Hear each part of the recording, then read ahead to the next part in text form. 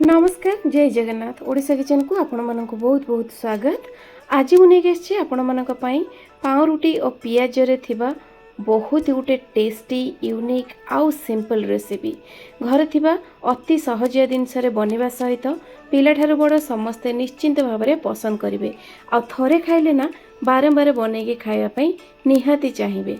ताले चलतु आज सुस्वादिया और सहजिया रेसिपीटी को मु किभଳି प्रोसेस रे बनाउची वीडियो को स्किप न करी संपूर्ण भाव में देखि नबा। सेथिबे मेडी 4टा मीडियम साइज रो पियाज नैची आपण आपणकर फैमिली मेंबर देखिकी सेही हिसाब रे पियाज नेबे। पियाज को एठी परिष्कार भाव में चोपा छड़ेकी ताको धोई नैची आ ताको पूरा पतला पतला लंबा लंबा स्लाइस पीस रे काटी नेबी। काटी सारिकी सब पियाज को मु एठी गोटे बाउल देह को दे देबी। एठी पियाज को हल्का टिके हाथ रे मचकी नेबे जहा फल रे तार पाखुड़ा गुड़िक देखि पारथिबे पूरा गोटा गोटा हेकी अलग अलग हेकी बाहरिबो। आधा चमच देइतबा गोटा जीरा, आधा चमच चिली फ्लेक्स, आधा चमच देइतबा जीरा गुंड, आधा चमच रु टिके अधिका धनिया गुंड, आधा चमच हळदी गुंड, चिली फ्लेक्स देइचे कलर पई काश्मीरी लंका गुंड, स्वाद अनुसार लूण आउ भृसुंगा पत्र अल्प किछि देइतबा। आउ गरम मसला गुंड जदि टिके टेस्ट अधिका दरकार चाहिले आपण ऐड करि परिबे। एई सब को देइकी प्रथमे मिक्स कर नबा।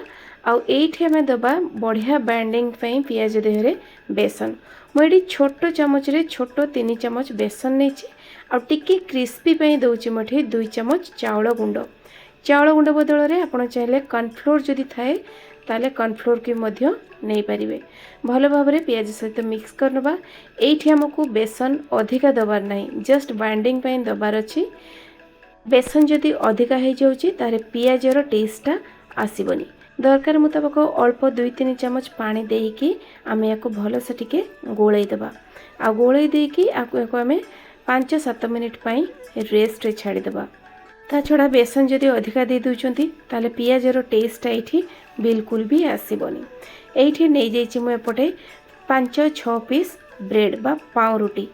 एठी मु मिल्क वाला ब्रेड नैछि, आपण चाहिले ब्राउन ब्रेड मध्य नै परिबे। तो ब्रेड रो एठी देखंतु चारि पटको जो साइड गुडा को पोड़ा पार्ट थाए ताकु एठी बाहर कर देबी। आपण चाहिले विथ पार्ट मध्य ताकु व्यवहार करि परिबे। दुईटा मध्यरु आपण आपणको पसंद अनुसार काटिकी नेबे। एठी देखंतु मु आउ गुटे को जो नउची ताकू तार पाख सहित ही काटी नउची। आ टिके कणे की तेरछे की काटेबे जेमती ब्रेडटा हमर ट्रायंगल शेप हे की बाहरिबो। आपण चाहिले ताको दुई फाळ करी की मध्य काटी परिबे, नले गोटा मध्य आपण ताको यूज करि परिबे। एपटर देखंतु पियाज जो आमे नेइथिले मिक्सचरटा ता देहरे मटी किछि दउची कटा रसुण। रसुण दवा पई मु भूली जाइथिली, सेति पई पछरे ऐड कर दउची। जो लूण गुड़े रखी आमर पियाजटा बहुत ही मौली गलानी। तबे आमे ता देहरे गोटे चमच मिक्सचर नबा आ हाथ रे देकी ताको एमती पाउरुटी ऊपर लगई नबा। दुई साइड भल भाव में लगई नबा। ता छड़ा बेसन देइचे बिल्कुल भी पियाज खसिकी पड़िबनी। उल्टेई देकी ताको आमे आरो साइड रे मध्य देई देबा। भल भाव में दुई साइड लगे नहीं सारा परे आमे हाथ रे किछि समय ताको प्रेस करिकी रखिबा पाखापाखि 8-10 सेकेंड पर्यंत, जहा फल रे पियाज मिक्सचर आउ ब्रेडटा भल भाव में सेट हो जिवो। देखि पारथुवे जेमती आपण सही भले प्रोसेस रे मोडी सबु ब्रेड को रेडी कर नैछि। एबे हमें ताको छाणी नबा। छाणीबा पई मुटे एठी टिके बड़ जगार व्यवहार करछि, जहा फल रे हमको उल्टेइबा पई सुविधा हबो। देई देउछि रिफाइंड तेल। तेल को प्रथमे हाई फ्लेम रे भल से गरम करनबा। तापरे जाइकी गैस रो फ्लेम को एठी मीडियम टू लो रे रखिबा। तेल भल भाव में गरम हो गला परे आमे गोटे गोटे ब्रेड को जो रखिथिले से सब को देई देबा। अति सहजरे उल्टी जीवो काइना आमे बेसन देइछे भल भाव में बाइंडिंग मध्य सेट हो जाइछि। आउ याकू बिल्कुल भी हाई फ्लेम रे भाजीबेनी काइला पाउरुटीटा बहुत जल्दी कलर हो जिवो। तो ये पूरा लो टू मीडियम फ्लेम रे ही भाजी नेबे। देखि पारथिबे मु गोटे साइड उल्टी दउची, अति सहजरे उल्टी हो जाउची। आ बनैबार प्रोसेसटा को भी तो आपण देखुचंती।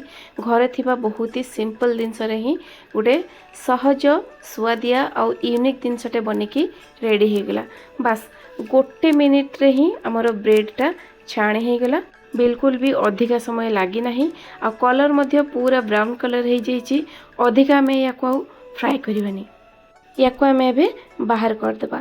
तो से भाया प्रोसेस रे आम बाकी जितक थी ताकू आम छाणी नवा। ठीक से भाया प्रोसेस रे देखिपे ब्रेडटा आमर बहुत बढ़िया भाव में रेडी हो जाइए। पुणी थे कही रखुच्छी पाउरुटी को जितेबाला आप छाणीबे से फ्लेम को पूरा स्लो रे ही रखिए, नहले जलखिया आमर पूरा टिके लाली पड़ज। ये टिप्सटा को आप निहाती फॉलो करेंगे।